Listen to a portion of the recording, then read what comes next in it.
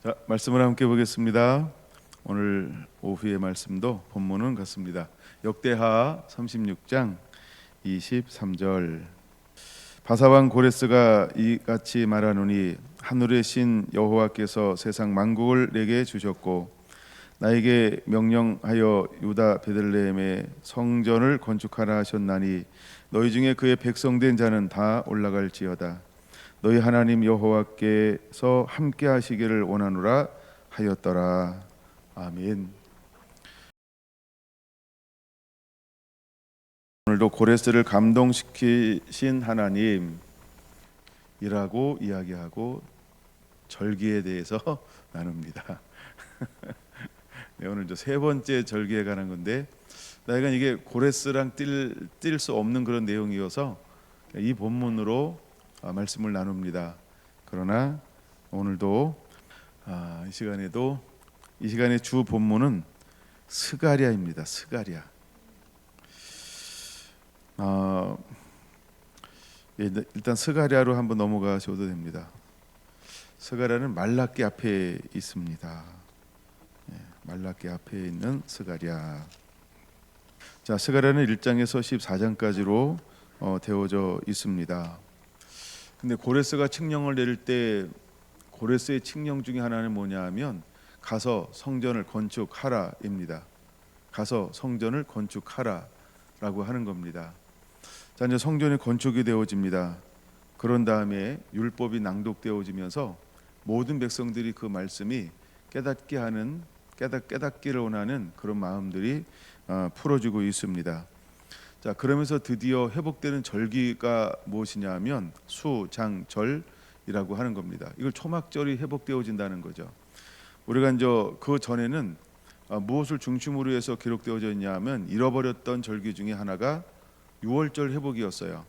근데 포로로 갔다 오고 난 이후에는 어떤 절기가 회복되어지냐 하면 드디어 초막절이 회복되어집니다. 이제 초막절이 포커스가 맞춰지는 것을 볼 수 있습니다. 자, 그러는 동시에 죄가 자복이 되어지며 잃어버렸던 예배, 무너졌던 예배가 회복되어지는 것을 볼 수 있습니다.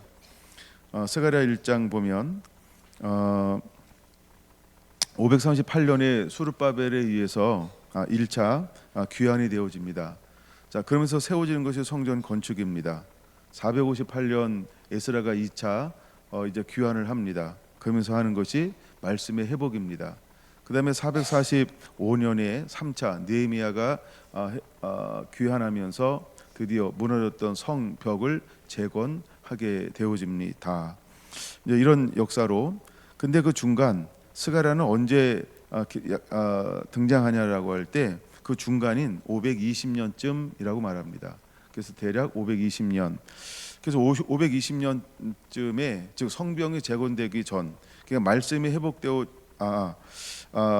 성전이 회복되어지고 말씀이 회복되어지기 전 520년에 하나님은 스가랴를 통하여서 여러 가지 환상을 보여주면서 하나님이 마지막 때 무엇을 할 것인가를 우리에게 말씀해 주고 있습니다.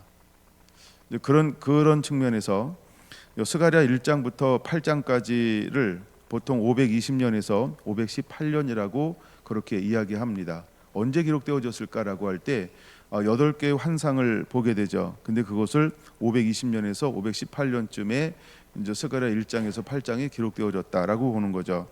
자, 오늘은 이제 9장부터 볼 것인데요. 9장부터 14장은 BC 480년에서 470년 경에 기록되어졌다라고 보고 있습니다. 자, 그럼 이제 스가랴 9장으로 넘어가겠습니다.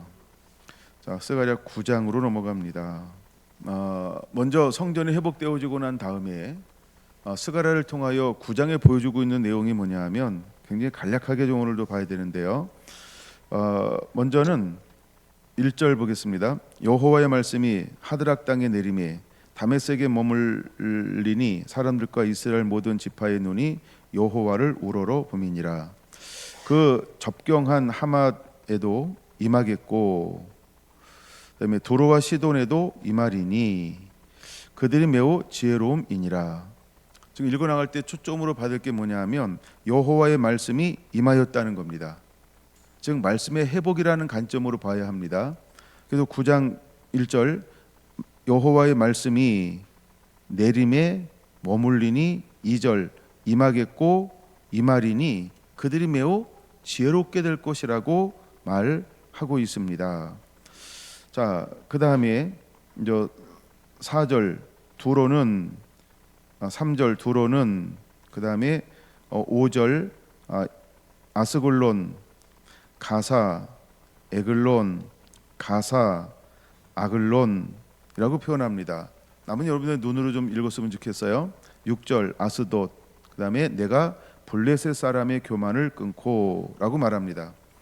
자, 이것을 보면은 어떤 일들이 벌어지고 있는 것이냐 하면 하나님의 심판이 기록되어져 있습니다. 말씀이 회복되어지고 말씀이 임하면서 자, 새롭게 이제 말씀이 회복이 되어졌을 때 어떤 것이 기록되어져 있냐 하면 유다를 공격하고 괴롭혔던 주변 나라들을 하나님이 심판할 것이다가 기록되어져 있다는 겁니다. 다시 한번 말씀이 회복되어지는 동시에 유다를 괴롭히고 힘들었던 주변 세력들이 멸망하게 될 것이 기록되어져 있습니다. 그래서 먼저 어디가 말씀이 임하냐 하면 다메섹에 머물러 이것은 수리아를 말하는 거죠. 그 다음에 두로와 시돈에 임하겠고 2절 베니게를 말합니다. 그 다음에 3절 두로와 시돈 임하고 4절 삼켜버릴 것이고 그 다음에 5절은 전부 블레셋 땅에 있는 5개의 도시들을 보여주고 있습니다. 제가 지도를 준비해 놓고 여러분에게 안 나눠줬네요. 자, 이제 가자 전쟁이 시작이 됩니다. 가자와 이스라엘의 전쟁이 2003년 10월 달에 시작이 되어졌습니다. 이번에는 끝장을 보겠다라고 하는 심산으로 전쟁이 시작돼서 1년이 지난 지금도 끝나지 않고 이어지고 있습니다. 5절 보면 뭐라고 말하고 있습니까? 가사에는 임금이 끊어질 것이며 아스글론에는 주민이 없을 것이며 그다음에 아스돗은 잡족이 거주하게 될 것이고 그래서 블레셋 사람들의 교만이 완전히 끊어지게 될 것이다 라고 말합니다. 여러분, 어쩌면 이번 전쟁 가운데 이런 것들이 일어나지 않을까 기대해 봅니다. 2500년 전의 말씀과 언약들이 어떻게 이루어질 것인가를 한번 보는 겁니다. 이 말씀이 이루어지는 때에 우리가 살고 있다라고 하는 것입니다. 그런 관점으로 한번 그런 부분들을 보고 그 다음에 주변에 있는 이스라엘 괴롭히는 나라들이 멸망을 당하고 난 다음에 그 다음에 무엇이 기록되어져 있나요? 스가랴 9장 9절부터 17절 보면 메시아가 오면 어떤 일이 벌어질 것인가라고 하는 메시아가 오음에 대한 것이 기록되어져 있습니다. 빠른 속도로 넘어가면 그 다음에 메시아가 올 겁니다. 그 다음에 10장 1절에는 뭐라고 기록되어져 있나요? 봄비가 올 때에 여호와 곧 구름을 일게 하시는 여호와께 비를 구하라. 무리에게 소낙비를 내려서 밭의 채소를 각 사람에게 주시리라 라고 말합니다. 자, 드디어 무엇에 대한 회복일까요? 하나님의 영광이 9장 17절에서 회복이 되어지고 있는 것을 볼 수 있습니다. 16절 마지막 부분 이렇게 말합니다. 그들이 왕관의 보석같이 여호와의 땅에 빛나리로다. 이것은 이스라엘을 향하여 하는 말입니다. 이스라엘은 왕관의 보석이라고 말합니다. 그리고 그의 형통함과 그의 아름다움이 어찌 그리 큰지요. 큰지 곡식은 청년을 새 포도주는 처녀를 강건하게 하리라 라고 말합니다. 곡식과 포도주는 무엇을 의미할까요? 번영과 번성과 풍요로움을 의미합니다. 그 다음에 처녀를 강건하게 한다라고 하는 말, 이 말은 누브라고 하는 말인데 이 말은 증가하다, 열매를 맺다, 번성하다라고 하는 말입니다. 마지막 하나님의 영광이 회복이 되어지면, 즉 예수 그리스도가 오시면 어떤 역사가 일어나게 될 것이냐 하면 모든 영적 전쟁에서 승리하고 이기며 마지막 때에 이스라엘은 다시 한번 왕관의 보석처럼 회복이 되어져서 땅과 하늘의 모든 풍성함과 풍요로움과 번성함과 번영함이 이스라엘 가운데 임하게 될 것이다 라고 말하고 있는 것입니다. 자, 우리는 이것을 전제로 해야 하는 것입니다. 자, 먼저 그 다음에 두 번째 1절에서 8절까지 주변에 있는 세력들이 무너지고 난 다음에 9절에는 무엇을 말하고 있을까요? 9절은 마치 예수님의 초림을 의미하는 이런 단어들이 기록되어져 있는 것을 볼 수 있죠. 그런 것처럼 주변 세력들이 무너지고 심판을 받는 동시에 예수님께서 초림하실 것이 기록되어져 있습니다. 이미 우리는 초림이 지났습니다. 우리는 무엇을 기다리나요? 우리는 재림을 기다리고 있는 것입니다. 그래서 오늘은 재림의 관점으로 이제 이런 부분들을 보는 것인데, 먼저 초림 때 일어났던 현상과 재림 때 어떤 것이 일어날 것인지 여러분들이 초림을 보면서 유념할 것, 재림을 함께 머리로 그려야 한다라고 하는 것입니다. 다시 이제 10장 1절 이하에 보면 이스라엘의 완전한 회복이 10장에서 계속 그려지고 있습니다. 자, 그래서 메시아의 사역이 일어나게 될 것인데 어떻게 일어나게 될까요? 10장 2절과 3절에서 보면 이제 거짓 목자가 심판을 받게 될 것이다라고 말합니다. 우리가 보통 거짓 목자라고 할 때 요한복음 10장에 말한 것처럼 사꾼이라고 말합니다. 그럼 사꾼은 목사를 말하는 것이 아닌 이런 의미가 있다는 겁니다. 두 가지 크게 의미인데, 하나는 목사도 맞고요, 또 하나는 여기서 말하는 사꾼이라고 하는 것은, 거짓 목자라고 하는 것은 누구를 말할까요? 첫 번째 왕을 말하는 겁니다. 두 번째 그 시대의 지도자들을 말하는 겁니다. 세 번째 그 시대의 제사장들을 말하는 겁니다. 즉 그 다음에 하나 더 첨부한다면 그 시대의 거짓 선지자들을 말하는 겁니다. 그들이 사꾼이 될 것이다 라고 말하는 거죠. 그래서 그들이 양을 잘 치지 않음으로 인해서 양들이 흩어지며 공고하게 되고 유리하는 그런 일들이 일어나게 될 것을 보여주고 있는 것입니다. 두 번째, 메시아가 오시면 어떤 사역을 할 것이냐 하면 이스라엘 사람들을 동서남북 사방에서 모으실 것에 대해서 말씀하고 있습니다. 모은다라고 하는 직접적 단어는 6절 부분에 보면 이렇게 말합니다. 그들이 돌아오게 하리니 라고 말합니다. 8절, 그들을 모을 것은 내가 그들을 구속하였음이라 하면서 그들을 모을 것에 대고 말합니다. 9절 마지막 부분 함께 돌아올 것이니라 라고 말하고요. 10절에 내가 그들을 애굽 땅에서 돌아오게 하며 그들을 아수르에서 모으며, 그 다음에 길르앗 땅과 레바논으로 그들을 이끌어 가리니 라고 말합니다. 여기서 말하는 애굽이라고 하는 것은 전 흩어진 세계를 상징하는 단어로 애굽이라는 단어를 사용했고, 길르앗 땅과 레바논이라고 하는 것은 어떤 의미일까요? 영적 가나안, 즉 영원히 거주할 땅이라고 하는 것을 지칭할 때 길르앗 땅과 레바논이라는 단어를 사용합니다. 그래서 애굽 땅은 이방인, 모든 하나님을 섬기지 않는 모든 세계를 말하는 거고, 길르앗 땅과 레바논은 하나님을 섬기는 즉 영적 이스라엘을 말하는 겁니다. 자, 그럼 하나님께서 흩어졌던 모든 유대인들과 두 번째 흩어졌던 모든 믿는 이방인들을 어떻게 할 것이다, 때가 되면 다 한 곳으로 모을 것이다 라고 말하는 겁니다. 즉 마지막 메시아가 오시기 전에 일어날 사역은 흩어졌던 모든 이스라엘을 모으고 믿음의 사람들을 한 곳으로 모으게 될 것이다. 그래서 그 땅이 거하기에 부족하게 될 것이다 라고 10절은 말하고 있습니다. 그런 다음에 10절에서 12절 세 번째 메시아가 오면 어떤 일이 벌어질까? 그 다음에 세 번째는 이제 심판에 대한 기록이 있는 것입니다.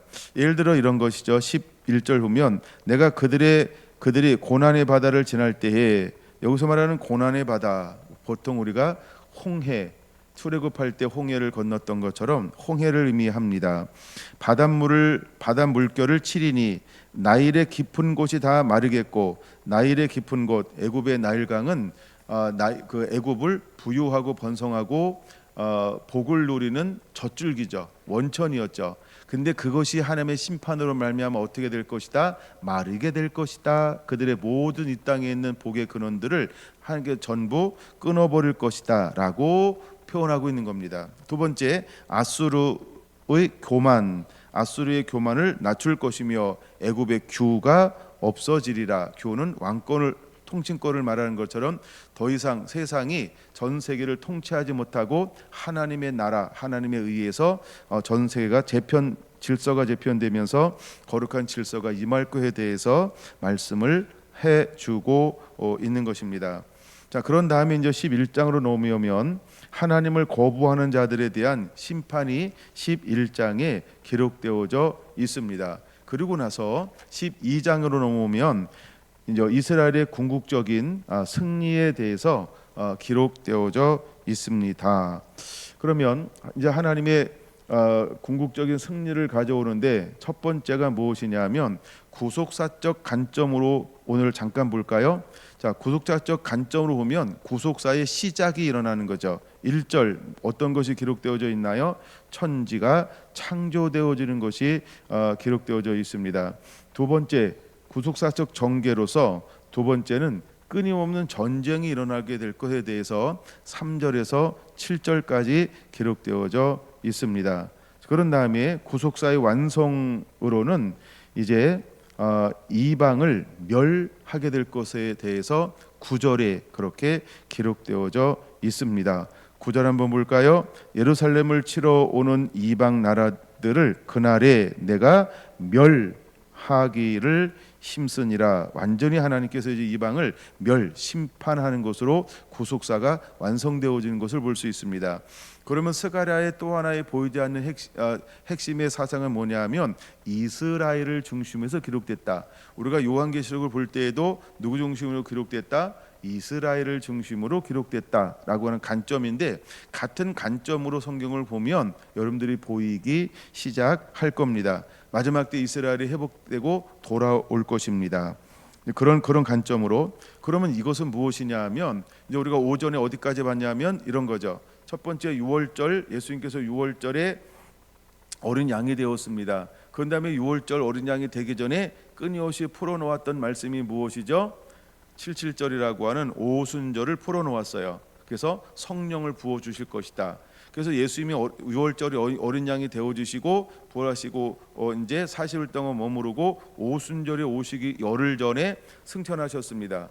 그리고 열흘이 지난 다음에 오순절이 왔습니다. 77절. 그 다음부터 기간 무엇이 오기까지? 장막절. 이 시즌을 우리는 무슨 시대다라고 말한다? 성령 시대.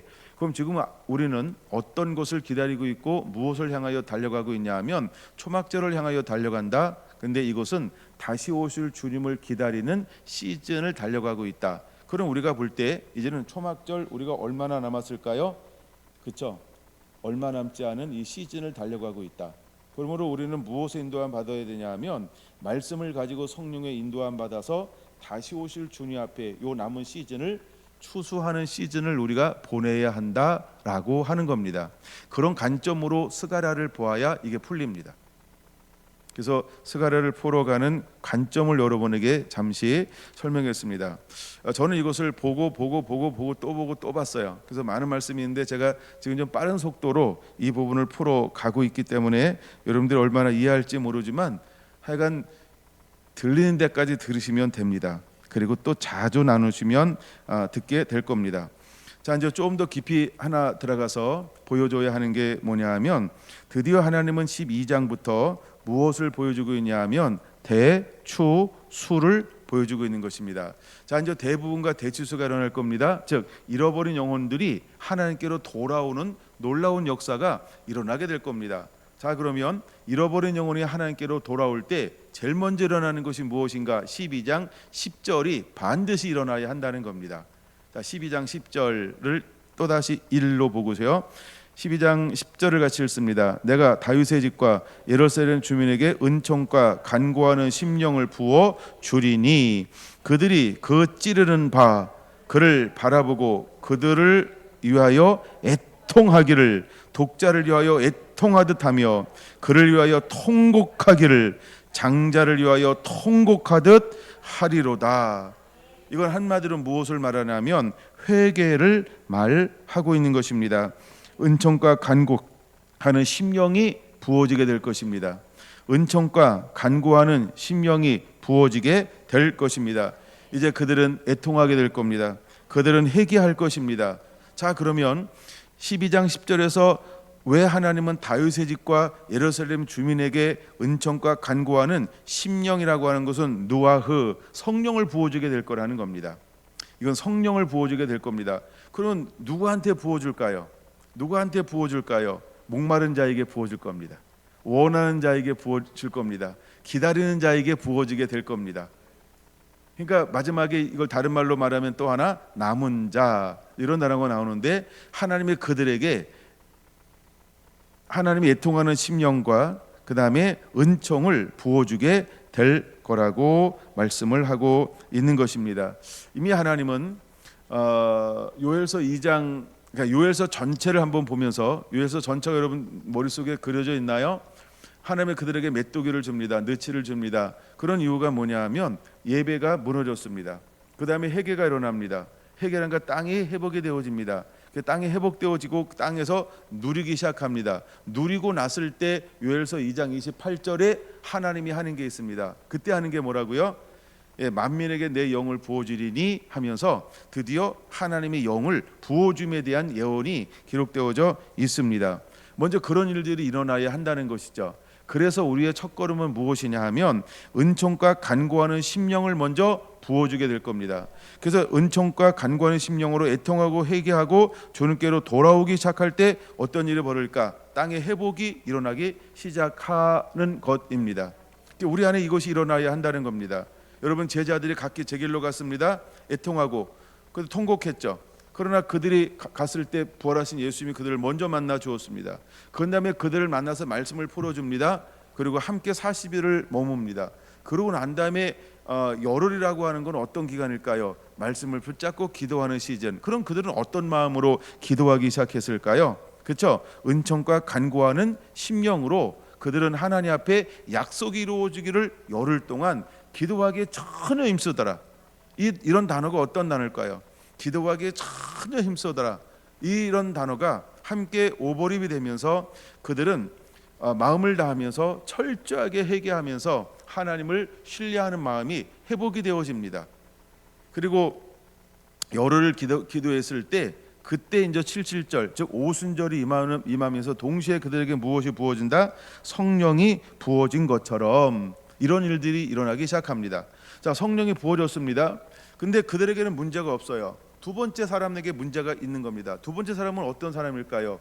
너를 통하여 돌아올 사람들에게 요한복음 17장 20절의 말씀을 기억해야 합니다.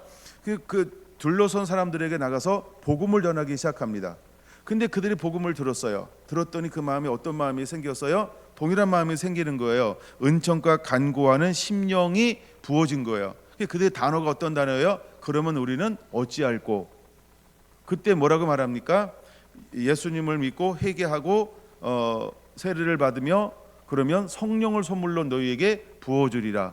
하나같이 초점이 어디로 맞춰지고 있어요? 애통하는 심령, 통회하는 심령. 그래서 은총과 간구하는 심령을 부어줄 때 만들어지는 게 무엇일까요? 회개라고 하는 겁니다. 그러니까 회개하는 심령에게 하나님은 놀라운 은혜를 부어주고 있음을 볼 수 있는 겁니다.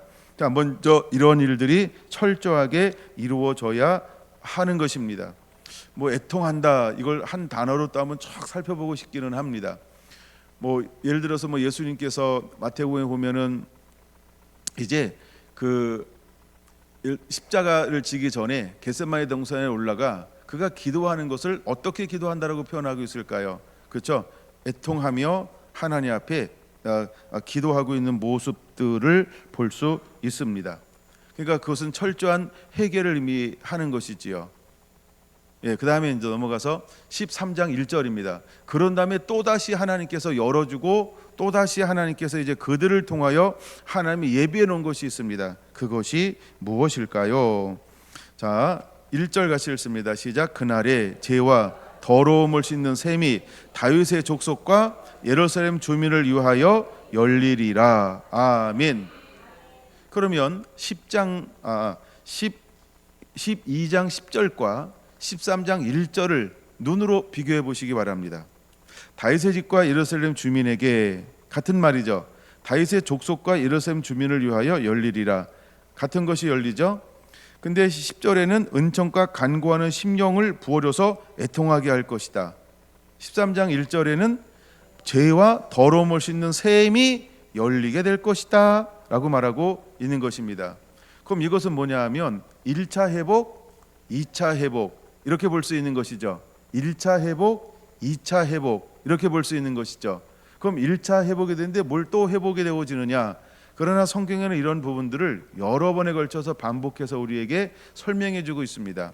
그래서 1차 회복이 일어나도 그것을 완벽하게 되지 않고 또다시 하나님이 은혜를 부어주셔서 죄와 더러움을 씻는 셈이 솟아나게 하심을 통해서 그들을 더 정결케 하는 작업을 하나님이 하실 것이다 라고 우리는 봐야 한다는 것이죠. 자, 예를 들어서 이런 부분이 있어요.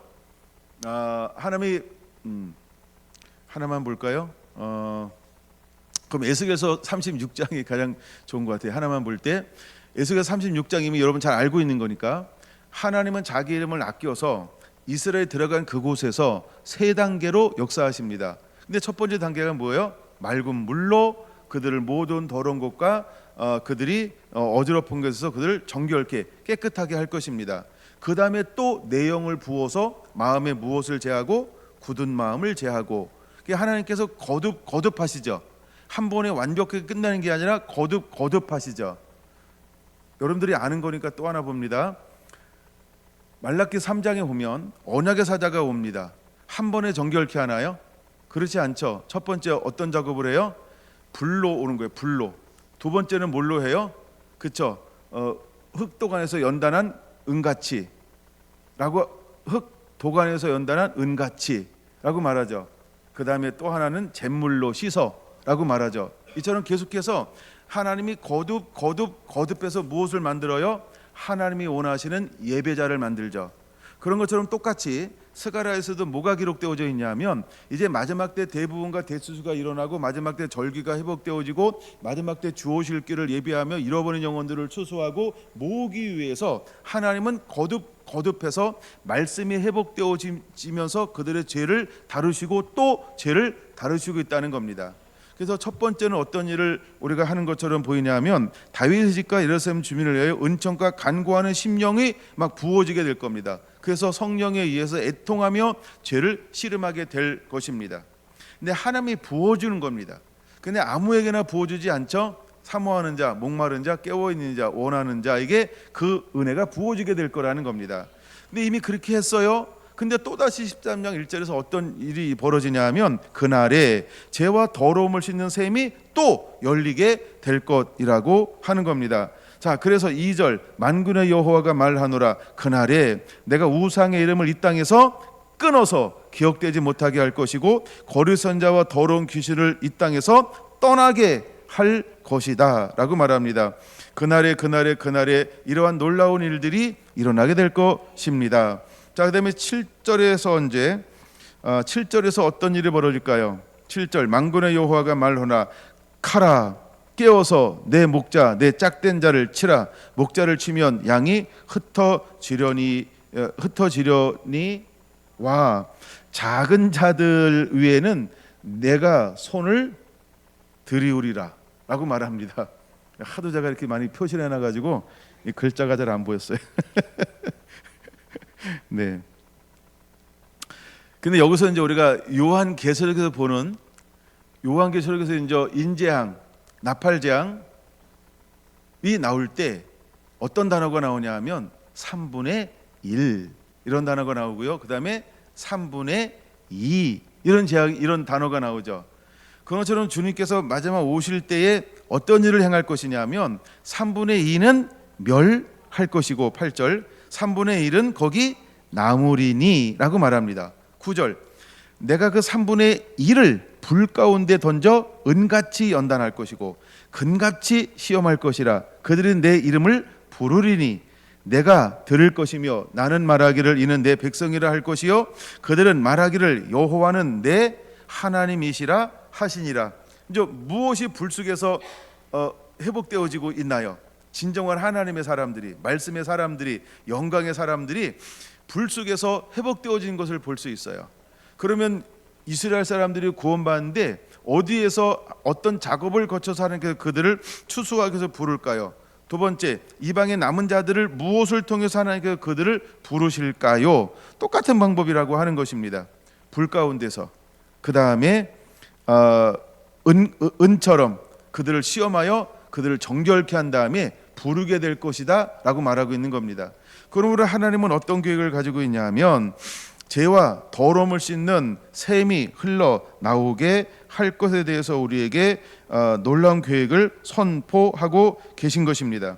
자, 근데 그럼 이 회개의 사역은 누구를 통하여 하나님이 감당하실까라고 하는 겁니다. 그것은 바로 저와 여러분들을 통해서 이 사역을 위임했다라고 하는 겁니다. 그러면 우리는 땅 끝까지 이르러서 무엇을 외치는 자가 되어야 할까요? 복음을 외치는 자. 그 중에 첫 번째, 회개하라 천국이 가까웠느니라 예수님께서 외쳤던 것처럼 우리도 회개하라 천국이 가까웠느니라를 외치는 사역자로 일어나야 할 줄로 믿습니다. 첫 번째 사역은 어떻게 이루어지고 있는가? 첫 번째 사역은 어떻게 이루어지고 있는가? 이 부분을 마태복음으로 한번 잠깐 보겠습니다. 마태복음은 가까운 데 있으니까 마태복음 4장 1절 보겠습니다. 그때 예수께서 성령에 이끌려 마귀에게 시험을 받으러 강야로 가셨습니다. 마귀에게 시험을 받으러 가는 예수님은 성령에 이끌려 가셨습니다. 이제 우리가 어떤 시험에 놓인다 할지라도 우리를 누가 이끌어 주실까요? 성령이 이끌어 주실 것을 믿음으로 취하시기를 바랍니다. 자, 그리고 모든 시험들을 다 이기셨습니다. 자, 그런 다음에 예수님은 또다시 성령에 이끌려 갈릴리로 가셨습니다. 근데 성령에 이끌려 간 갈릴리 사역지의 첫 번째 사역지는 어떤 사역지인가요? 13절에 보면 나사렛을 떠나 스불론 납달리 지경 해변에 있는 가버나움에 가셨습니다. 이 땅은 어떤 땅이라고요? 15절 16절 같은 땅입니다. 흑암이 있습니다. 이방의 갈릴리입니다. 그 다음에 사망과 그늘에 있는 땅이라고 하는 겁니다. 그럼 마지막 때도 우리가 추수하기 위해서 말씀과 성령에 이끌려 다시 장막절 주님의 오심을 예비하기 위해서 우리가 가야 하는 곳도 어디일까요? 어둠 땅입니다. 그렇죠? 사망의 땅입니다. 흑암의 땅입니다. 빛을 잃어버렸습니다. 거기에는 죽음이 있을 것입니다. 그 땅은 복음이 거의 전무하다시피 한 땅으로 우리가 볼 수 있습니다. 희망이 없어, 가능성이 없어, 이런 땅들이죠. 그러나 그 땅으로 성령이 예수님을 이끌었던 것처럼 마지막 때의 추수꾼들도 그렇게 이끌어 가실 거라고 하는 겁니다. 17절 같이 읽습니다. 이때부터 예수께서 비로소 전파하여 이르시되 회개하라 천국이 가까이 왔느니라 하시니라. 그렇게 했을 때 주님은 그 속에서 무엇을 외칩니까? 스불론 땅에서 무엇을 외쳐요? 납달리 땅에서 무엇을 외쳐요? 가버나움에서 무엇을 외치는 거예요? 어둠의 땅에서 무엇을 외치는 거예요? 흑암의 땅에서 무엇을 외쳐요? 사망의 땅에서 무엇을 외쳐요? 그러므로 저와 여러분들에게는 하나님이 무엇이 흘러나오게 할 거라고요? 더러움을 씻는 회개의 샘이 우리들 통해서 흘러나오게 할 거라는 겁니다. 그럼 샘은 무엇일까요? 샘을 두 가지로 보는 거죠. 하나 말씀, 하나 성령의 인도함. 그래서 하나님의 말씀을 가지고 성령에 이끌려 강력하게 그들에게 죄를 씻는 샘을 흘려 보내게 될 것에 대해서 우리에게 말씀하고 있는 겁니다. 이것이 실제로 예수님의 사역이셨던 것입니다. 여러분, 예수님은 마태복음 3장 16절 17절 성령을 받고 올라오실 때 어떤 역사가 일어났어요? 하늘의 문이 열렸어요. 하늘의 문이 열렸습니다. 그리고 성령의 빌같이 그 위에 내렸습니다. 그러므로 우리에게도 변화가 일어날 때 하나님의 성령을 부어줄 겁니다. 그리고 나가 강하고 담대하게 이 복음을 성령에 이끌려서 모든 곳을 어둠을 통과하고 가서 복음을 증거하는데 회개하라 천국이 가까웠느니라는 이 복음을 전하게 하실 거라고 하는 것입니다. 그래서 스가랴 13장은 우리에게 이것을 보여주고 있는 것입니다. 이것이 만약에 예수님의 첫 번째 사역이라고 한다면 마지막 사역은 스가랴 13장 1절 이제 하나님의 자녀된 저와 여러분들을 통해서 하나님께서 위임한 하나님의 사람들을 통해서 스가랴 13장 1절의 이하의 사역이 열리게 될 거라고 하는 겁니다. 여러분, 요한계시록 7개를 보면 어떤 말씀이 기록되어져 있냐면 회개하라, 회개하라, 회개하라, 회개하라, 회개하라, 회개하라라고 외치고 있습니다. 한 교회만 빼고 빌라델피아 교회, 형제들의 사랑교회죠. 그 교회는 책망받을 것이 없습니다. 여러분, 마지막 때 하나님께서 찾는 교회들은 어떤 교회일까? 책망받을 것이 없는 교회가 돼야 할 줄로 믿습니다. 책망받을 것이 없는 교회가 돼야 할 줄로 믿습니다. 근데 하나님께서는 끊임없이 뭘 외쳤어요? 회개하라 라고 말하고 있습니다. 그것은 마지막 때에 주님은 우리를 통하여 무엇을 흘려보내라고 하는 말과 같을까요? 그렇죠. 더러움, 죄와 더러움을 씻는 셈이 이제 하나님의 사람들을 통해서 흘러나가게 되기를 하나님은 원하시고 계신 것입니다. 제가 시간이 약간 더 있어서 요한계시록에서 그럼 회개하라는 말인데 언제 회개하지 못하게 될까요? 회개하라 외쳐도 회개하지 못함이 기록되어져 있습니다. 여러분, 그들은 어떤 사람일까요? 패역한 자입니다. 패역한 자입니다. 완고한 자입니다. 그런 사람들도 있다는 겁니다. 그러나 하나님은 우리 보고 무엇을 위치라고 말할까요? 이제 회개할 것에 대한 회개의 복음을 선포하게 할 거라는 것입니다. 이제 그 정도 보고요. 다시 이제 스가랴로 돌아옵니다. 자, 스가랴 14장은 무엇을 보여줄까요? 스가랴 14장 1절 앞에 보라라는 말을 적어 놓으세요. 원본에 있는데 우리가 번역본에는 없는 단어 중에 하나가 보라라는 단어라고 말합니다. 보라, 여호와의 날이 이르리라. 그날에 내가 내 재물이 약탈되어 내 가운데서 나누이리라. 2절, 내가 이방 나라들을 모아 예루살렘과 싸우게 하리니 라고 말합니다. 하나님이 사람들 이방 나라들을 모아서 이제 이스라엘과 싸우게 할 것입니다. 어쩐지 뭐 그런 징조들이, 그런 일들이 지금 우리 가운데서 일어나고 있는 것을 또한 볼 수 있고요. 그래서 2절과 5절 보면 무엇을 우리에게 보여주고 있냐 하면 제2의 출애굽을 보여주고 있는 것입니다. 포로로 끌려갔던 이스라엘이 바빌론에서 고레스의 왕의 칙령, 왕조가 아니라 왕이 나라가 바뀌죠. 메데 파사로 페르시아로 바뀝니다. 그리고 초대 왕에 의해서 칙령이 내려서 돌아오게 되어집니다. 우리는 이것을 그래서 제2의 출애굽이라고 표현하는 겁니다. 근데 마지막 주님께서 오시기 직전에도 어떤 일이 벌어질까요? 이걸 우리가 이렇게 표현할까요? 제3의 출애굽. 수많은 사람이 죄악 가운데 살다가, 죄의 구덩이에 살다가, 죄와 죄에 이렇게 같이 살다가 애굽에 살다가 출애굽을 하는 것처럼 마지막 때도 어떤 일이 벌어질까요? 그렇죠. 죄와 분리되는 그런 일들이 일어나게 될 것을 우리에게 14장에서 보여주고 있는 것입니다. 그날에 어떤 일들이 막 벌어질까요? 4절 보면 이렇게 시작하죠. 그날에, 그렇죠. 그날에 하면서 이제 분리가 될 것을 말하고 있고요. 6절, 그날에는, 그 다음에 8절은 같이 읽고 싶어 하시니까 8절 시작. 그날에 생수가 예루살렘에서 솟아나서 절반은 서해로 흐를 것이라. 여름에도 겨울에도 그러하리라. 할렐루야. 이게 이제 그날에라고 하는 겁니다. 그날에는 놀라운 일과 역사들이 실제적으로 막 영적으로 일어나게 시작할 겁니다. 9절도 그날에라고 말하죠. 같이 한번 읽을까요?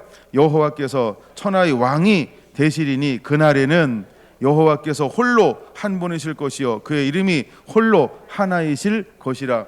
드디어 모든 땅 가운데 만왕의 왕은 한 분인 것을 사람들이 알게 될 거라고 하는 것을 우리에게 분명하게 보여주고 있습니다. 자, 그런 다음에 또 그날에라는 단어를 한번 볼까 그러면 13절입니다. 그날에 여호와께서 그들을 크게 요란하게 하실 것이다. 주변 나라들을 말합니다. 자, 그리고 이제 모든 재앙이 끝나갑니다. 그 다음에 또다시 하나님께서 무엇을 명령하고 있냐 하면 16절입니다. 이건 어떤 각도로 보아야 하는지 한번 먼저 볼까요?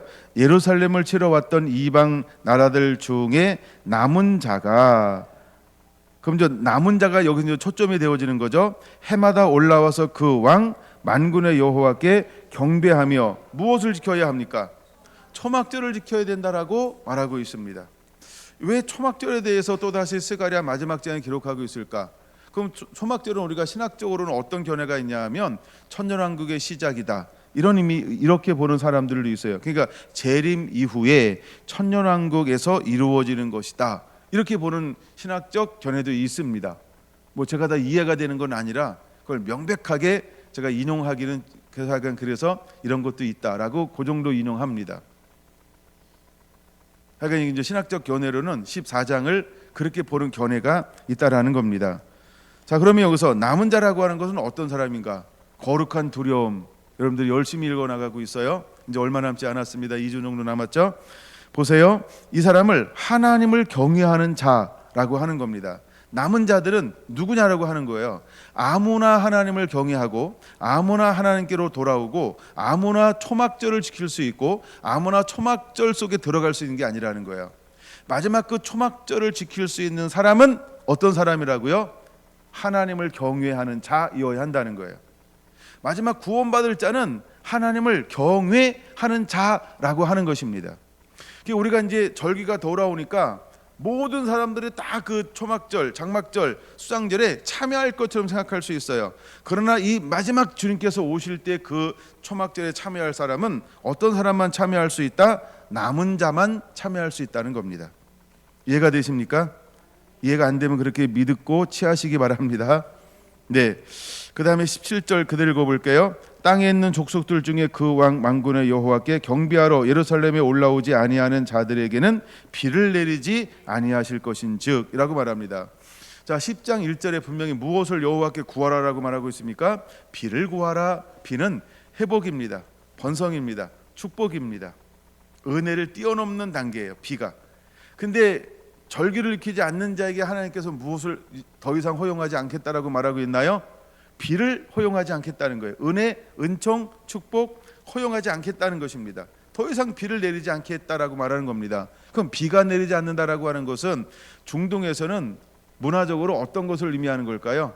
끝났다, 죽었다 라는 의미입니다.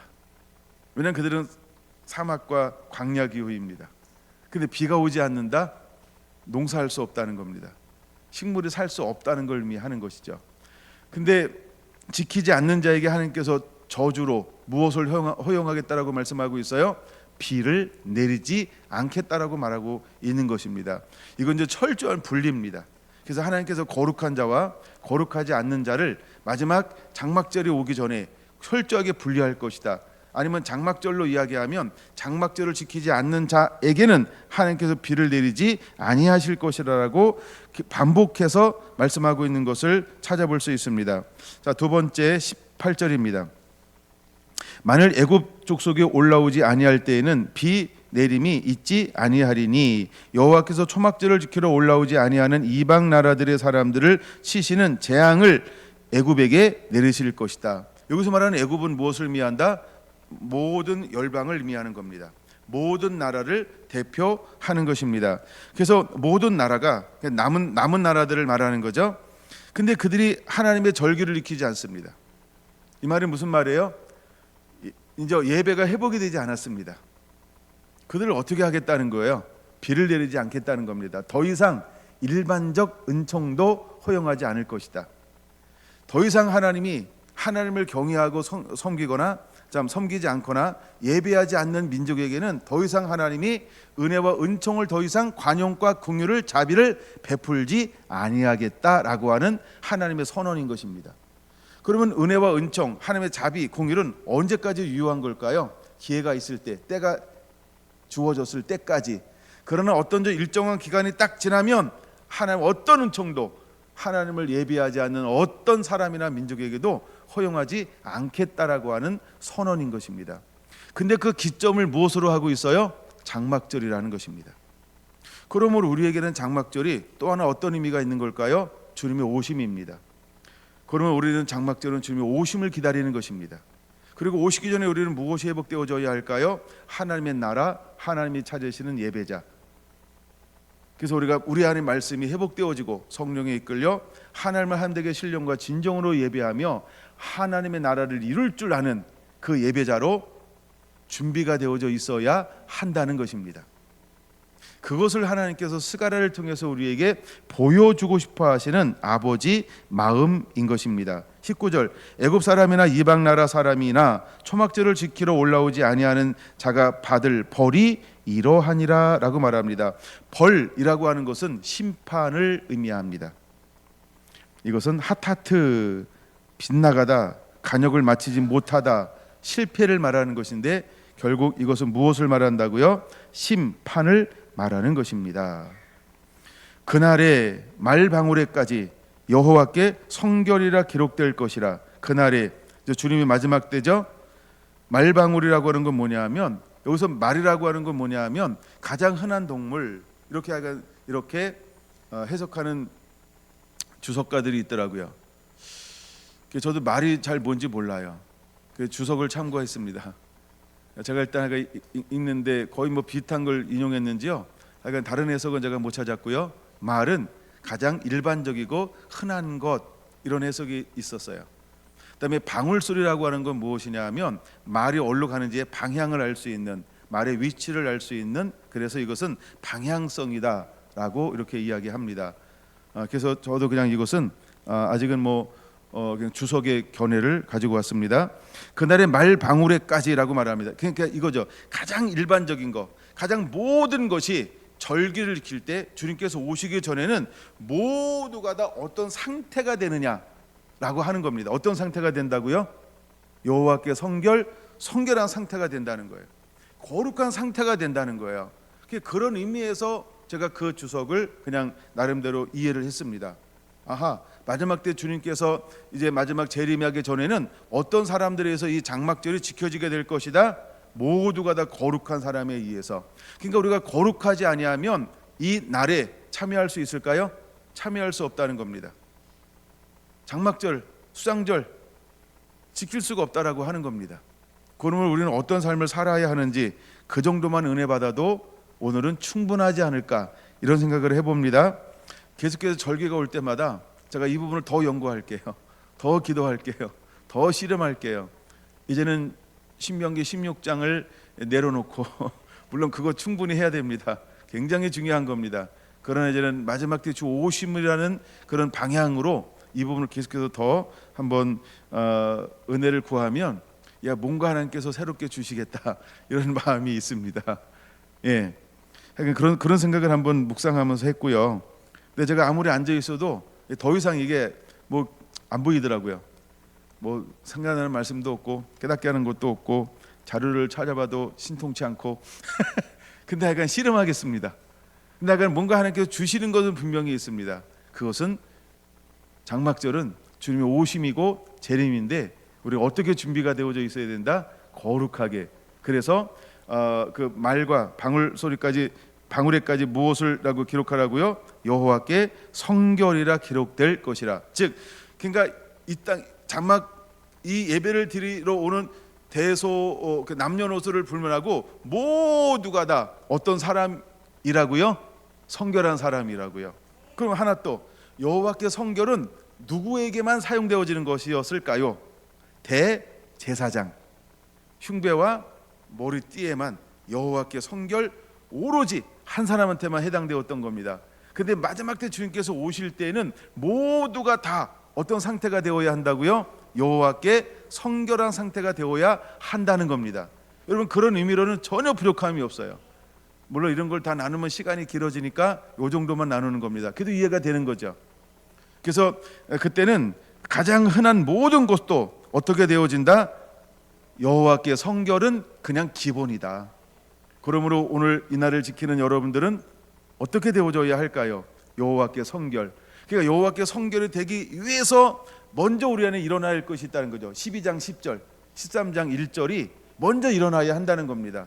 우리에게 간구하는 심령이 막 임해야 합니다. 우리에게 하나님의 애통하는 심령, 통곡하는 심령이 먼저 임해야 합니다. 그 주님을 향한 목마름, 죄에 대한 씨름, 죄에 대한 애통, 그 다음에 내 삶에 대한 뒤돌아봐서 그걸 벗어버리는 그런 거, 그 다음에 더러움과 죄를 씻어버리는 셈이 내 안에 임함을 통해서 완전히 죄로부터 노임받고 자유하여 모든 아픔과 상처가 내면과 외면에 나타나지 아니하고 오직 하나님을 향한 사랑, 이웃을 향하는 온전한 사랑과 그래서 내 마음의 평안과 기쁨과 즐거움만이 넘쳐남이 먼저 회복되어져야 한다. 그러고 난 상태에서 그 다음에 무엇이 올 것이다? 우리가 이 절기를 맞이해야 한다는 것이죠. 이 절기는 왜 거룩하지 아니하면 이 절기를 드릴 수 있는 자격이 주어지지 않기 때문에. 이해가 되시는 거죠? 여러분에게 이런 은혜가 이 절기를 통해 또다시 임하게 되기를 예수님의 이름으로 축원합니다. 제가 지금도 절기만 되면 옛날에는 남의 거 20개씩 들었다 그랬어요. 지금은 20개는 못 듣습니다. 예, 조금 듣다가 다 넘기기 때문에 왜냐하면 다 감사로 다뤄요. 대부분의 대형 교회들이요 그냥 진짜 땡스 기빙이에요. 기빙. 예, 발음도 잘 안 돼요. 원래 발음도 안 되지만 그러니까 다 감사로만 다뤄요. 감사로만. 예. 그래서 제가 먹을 게 없어요. 예, 제가 참고할 게 없어요. 하여간 제가 본 것 중에는 제가 혹시 안 본 것 중에서 목사님 이거 좀 봤으면 좋겠다 그런 거 있으면 저한테 좀 이렇게 클릭해서 좀 넘겨주세요. 예, 제가 배우는데 열정이 있습니다. 그냥 땡스 기빙 말고요. 예, 오늘 아침에도 일어나서 이제 큰 교회 거 이렇게 감사 이미 드렸고 또 드리는 교회들 일부 예배만 하고 그러잖아요. 이렇게 들어오면 다 감사로 나가요. 감사. 예. 그리고 하여간 그래서 이거 아닌 하긴 저는 그걸 나눌 수가 없어요. 그래서 저는 그걸 먹을 수 없다고요. 혹시나 여러분들이 좀 더 이런 걸 새롭게 절기를 좀 새롭게 아니면 이런 걸 좀 풀어주는 것이 있다 그러면 너무 좋다. 저한테 추천 좀 해주시고 이렇게 넘겨주시면 너무 감사할 것 같아요. 왜? 저도 배워야 합니다. 예, 하여간 그런 의미에서 여러분 나눠주시고요. 자 이제 마지막 한 절이 남았죠. 21절은 별표입니다. 물론 지금 다 결론을 다 얘기한 것처럼 보여요. 근데 21절 그다음 한번 봐야 돼요. 별표 해놓고 봐야죠. 볼 거니까. 같이 읽습니다. 시작. 예루살렘과 유다의 모든 소치 성물이 될 것인즉 제사 드리는 자가 와서 이 솥을 가려다가 그것으로 고기를 삶으니라. 그날에는 만군의 여호와의 전에 가나안 사람이 다시 있지 아니하리라. 할렐루야. 여러분 솥이라고 하는 건 무엇이냐 하면 이제 하나님께 드리는 것을 쪄서 이렇게 드리는 것을 말합니다. 일반적 의미. 또 하나 성물이라고 하는 건 뭐냐 하면 이렇게 손을 여기는 뭘 다루고 있죠? 솥을 성물이라 할 것이며 여호와의 성물 솥 앞에 20절 빼놨군요. 제단 앞에 주발과 다름이 없는. 주발은 무엇을 말하냐 하면 하나님 앞에 예배하러 나가기 전에 손을 씻는 거 있죠. 제사장들이 그걸 말합니다. 그러니까 거룩하게 하는 걸 말합니다. 근데 이제는 그 솥이 전부 어떻게 될까요? 거룩하게 손을 씻는 그릇과 똑같이 솥이 변화될 거라고 말하는 겁니다. 자, 그러면 이제 마지막 때가 되면 어떤 사람들이 증가가 될까요? 수많은 거룩한 사람들이. 그러니까 그들이 전부 솥이 뭐가 될 거라고요? 성물이 될 것이며 21절 그렇죠? 솥이 드디어 성물이 되어져서 드려지는 모든 것들이 다 성물이 될 거라고 하는 겁니다. 왜요? 이처럼 구원받은 자가 많으니까. 그러니까 요한복음 17장 20절이 실제로 이루어지는 거예요. 그 다음에 대부분과 대추수가 이루어지는 거예요. 허다한 사람들이 주께로 돌아오게 될 거예요. 여러분 이스라엘이 돌아올 것입니다. 이방인의 남은 자들이 돌아오게 될 것입니다. 우리가 이런 관점으로 늘 봤던 것이 무엇일까요? 다윗의 장막이었어요. 타락했던 다윗의 장막이 이제 수축되어지면 이스라엘과 이방인의 남은 자가 돌아올 것에 대한 메시지들을 많이 여러분들이 접해봤죠. 그와 똑같은 것처럼 마지막 때 절기가 회복되어집니다. 그 다음에 이 장막절에 하나님은 무엇과 무엇이 이렇게 돌아올 것에 대해서 말씀하고 있나요? 이스라엘과 남은 이방인들이 돌아오게 될 것에 대해서 말합니다. 그때 여러분들이 주역으로 쓰임받는 자가 되어야 합니다. 이것이 또 하나의 우리가 절기를 익히는 의미가 돼야 되고 절기가 돼야 합니다. 자 이제 한 단어만 하고 마칠 것인데요. 마지막에 이렇게 말합니다. 그날에 만군의 여호와의 전에 가나안 사람이 다시 있지 아니하리니. 가나안 사람은 무엇을 상징하는 걸까요? 간단합니다. 뭐라고요? 죄인. 이렇게 하나 딱 저기 죄인 이렇게 간단하게. 아까는 죄로 다 정리했어요. 통일해 버렸어요. 이번엔 죄인. 네. 그럼 여러분은 여기에 들어갈 수 있을까요? 들어갈 수 있어야 합니다. 이게 이제 요한계시록에 그대로 나오는 거예요. 그러나 끝난다 그랬으니까 끝날 건데요. 죄인은 그 자리에 아무도 없습니다. 마지막 때 장막절에는 죄인은 아무도 들어오지 못합니다. 오늘 여기에 앉아 있는 게 복입니다. 오늘 여기에 앉아 있는 게 복입니다, 여러분. 들어왔잖아요. 들어왔는데 안 죽었잖아요. 그러니까 복이라고요. 마지막 주님이 잔치를 배설했을 때 그 자리는 누구만 들어올까요? 그렇죠? 의인만 들어옵니다. 그런 잔치를 배설했습니다. 먼저 초청한 사람들이 다 거절했습니다. 저 거리로 나가서 다 데리고 오라고 했습니다. 이 자리가 가득 채워졌습니다. 주인이 딱 나왔습니다. 사람을 발견했습니다. 한 명만 발견했을까요? 한 명만 이야기하고 있는 거죠. 어떤 사람을 발견했습니까? 의복을 입지 않은 사람. 의복은 무엇일까요? 옳은 행실, 의의 삶이요. 그러면 의복을 입지 않았다. 그건 무엇을 말하는 겁니까? 죄인을 말합니다. 죄인은 어떻게 될까요? 쫓아내라. 바깥에서 슬피 울며 이를 갈미 있을 것이다. 그러므로 여러분, 그날에 오기 전에 우리는 무엇하는 자가 되어야 할까요? 하여간 하시기 바랍니다. 안 들려서 12장 10절 하셔야 합니다. 13장 1절 은혜가 임해야 합니다. 12장 10절 은혜가 해야 합니다. 애통하고 통곡하는 자가 되어야 합니다. 자복하며 회개하는 자가 되어야 합니다.